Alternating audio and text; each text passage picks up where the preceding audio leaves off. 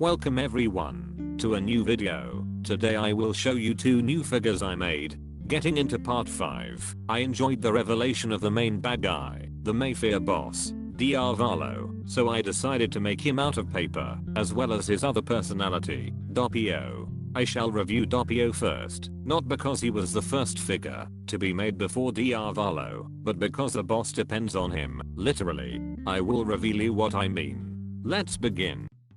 Range of articulation is wide, with near zero weaknesses, given the mistakes of the past. Every articulation point is near the same as every other figure I made, with increased strength in the joints, despite them keeping reducing in size. So Doppio can easily stand on his own feet. I think I did a good job capturing the expression of Doppio, a very innocent looking guy, with something very off about him, for a good reason, since he is, in a way, possessed by the devil. I'm quite proud of the details and accuracy I was able to achieve, being a sloppy creator myself.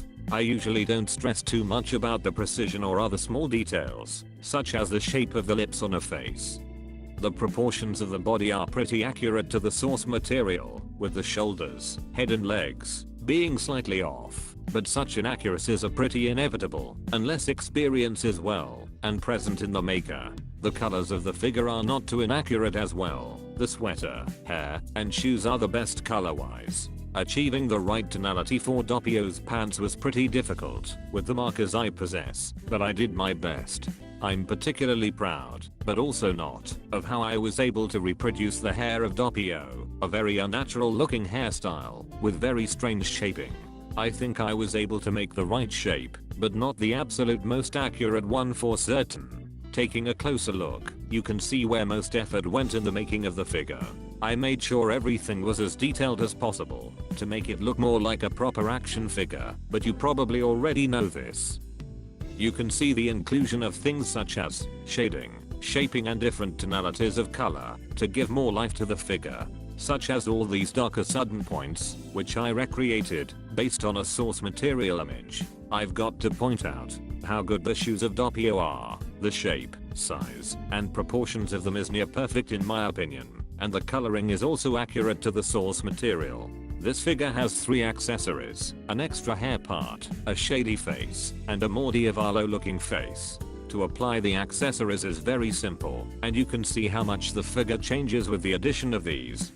The first accessory, the Diavolo looking face, the worst out of the 3, is supposed to represent Doppio's expression during the battle with Risotto, when Diavolo was partially taking over Doppio's body, while helping him at the same time. The detail is acceptable, at least for me. It looks kind of stupid. I'm fond of the darker parts of this face, which is why I made another face, a much more obscure one. The dark face is one of the creepiest accessories I have ever made, and when this face was shown in the anime, I always thought about how cool it was. While you could hear those vocalizations of Diavolo's theme, it gives Doppio an aura of danger and evil. I love the shading it has, although it is quite unnatural to have a completely obscured face. But this is anime, so who cares? The final accessory, an extra hairpiece, looks like Doppio's large frontal tuft, but scrambled and wild. It can easily be applied through this hole I included. Now that the hair accessory is paired with the dark face, I cannot stress enough how menacing and cool Doppio looks now. I'm so very fond of what I was able to achieve with this figure. It was made after Diavolo, so I did improve maybe after all. Moving on to the main focus of the video, Diavolo. And oh dear, did I outdo myself with this figure. If you have a keen eye, you can notice improvements on Doppio, or if there aren't any, when compared to this figure. Remember when I mentioned that Diavolo depends on Doppio? Well, I meant that, because Doppio's lower legs are also Diavolo's lower legs. You can easily remove them from Doppio and onto Diavolo. So to complete one of the figures, the other has to be incomplete. I still do not know the real reason for this choice, but it adds a feel that these figures really came out of the anime, with Diavolo and Doppio having this symbiotic relationship, unable to be separated in terms of their physical body. Anyway, Diavolo has the same articulation as Doppio, with slight exceptions and additions. I have to point out that the articulation is not as solid as Doppio's, of course because he was made much later in the year after Diavolo. But even then, this middle body joint is way too weak. The rest is pretty solid, however, shoes, arms, and legs are the most stable, allowing the figure to stand. The range of articulation too is pretty limited, of which I'm kind of upset about.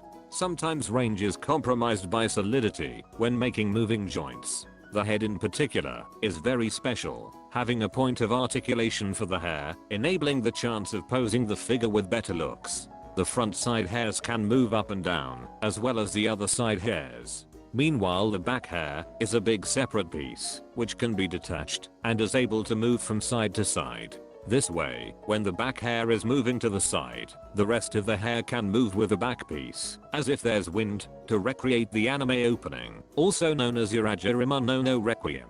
The amount of detail I have put into this figure is a lot. This was done to remain true to the source material. Since I love Diavolo's design, I had to put a lot of time and effort into making him, even though I would not get the perfect results. You can see how the net Diavolo wears as many strands of paper. Technically inaccurate, but I think it adds realism. Diavolo comes with no accessories, but the amount of detail and articulation perhaps compensates for that lack of those. I really like the face of the figure. Shape, shading and detail makes it great, I think. The figure is muscular, but not too much, partly because of the art style of part 5 of Jojo, but also because Diavolo has the same body as Doppio. In fact, speaking of proportions, I prefer this figure to Doppio, because I really like to stress the importance of proportions, and I think this figure is better in terms of those. The coloring of the figure is much better than Doppio's. First of all, the skin tone, which is slightly darker than Doppio's, is a total plus for the figure, as it is accurate to the anime. The pants are the same exact color as Doppio's, perhaps because they are the same for both characters. The color of the hair is quite good too, I think. If you look closely to Diavolo's belt, you can see how detailed it is. I like these golden grape looking ornaments. Also, you can see how I made the back of the figure, particularly the belt, with these light blue and black back panels that I chose to attach to the pants with 2 articulation points, so they can move out of the way without bending, allowing full leg articulation. Other than that, smaller details are also present, such as these arm tattoos and detailed green wristbands, and more of these golden circle ornaments on the lower legs.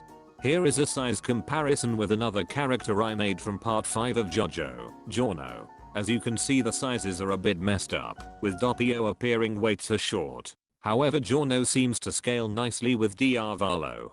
The amount of expression one can get with these figures is incredible, even though they are only figures and not drawings. Coming to the end, I love both figures. If I had to compare them, I think they are the same in terms of coolness, especially Diavolo. He is so much fun to move around and put into poses.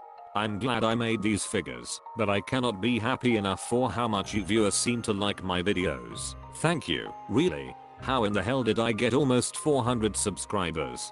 Sorry for not posting anything since November. I have been really busy, and the lockdowns did not ease my productivity one bit, to be honest. So now that most of things are good, I might upload more consistently. I wish to say something to those that expect a tutorial on how to make a specific figure. I do promise to make a tutorial on making figures, but only the general idea. In the meantime, do check out Paper Patriot's videos. He made loads of tutorials where he makes specific figures, which are probably better than any of mine. On a final word, I'd like to thank Paper Patriot on inspiring me and allowing me to create these figures. Without him, none of my work would have been possible. Thanks for watching, everyone. See you again soon.